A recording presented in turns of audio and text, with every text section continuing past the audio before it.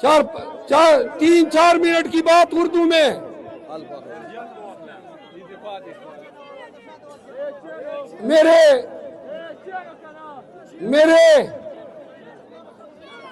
میرے عزیزوں ذرا بات سن لیں.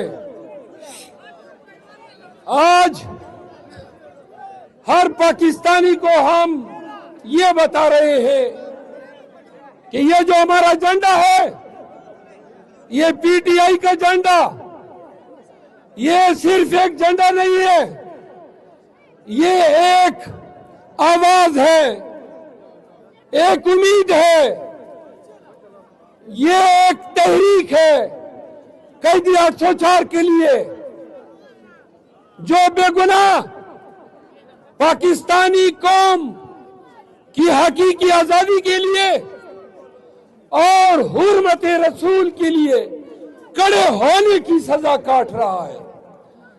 پاکستانیوں، ہمارا مقابلہ مستند سرٹیفائیڈ چوروں سے ہے، جن کے سرخیل، جن کے ذرا خاموش ہو جائے. ہمارا مقابلہ ان لوگوں سے ہے خاموش، وہ کہتے ہیں کہ پی ٹی آئی پہ پابندی لگاؤ.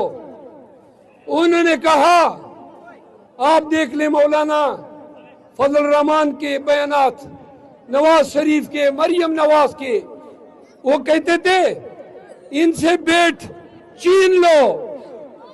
قاضی فائز عیسیٰ نے ہم سے بیٹ چین لیا. ہماری خواتین آج بھی نظر بند ہیں. یہ وہ ملک ہے جہاں کے سارے منصف یہ تماشا دیکھ رہے ہیں کہ صنم جاوید مریم نواز کے خلاف الیکشن لڑ رہی ہے، لیکن کہاں سے؟ خاموش، غلیظو، صنم جاوید کہاں سے الیکشن لڑ رہی ہے؟ کوٹ لکھپت جیل سے. مریم نواز فخر سے اتراتی پھر رہی ہے کہ شیر جیتے گا. ہماری امیدوار ڈاکٹر یاسمین راشد 70 سال کی عمر، کینسر کی مریضہ، نواز شریف کے خلاف الیکشن لڑ رہی ہے.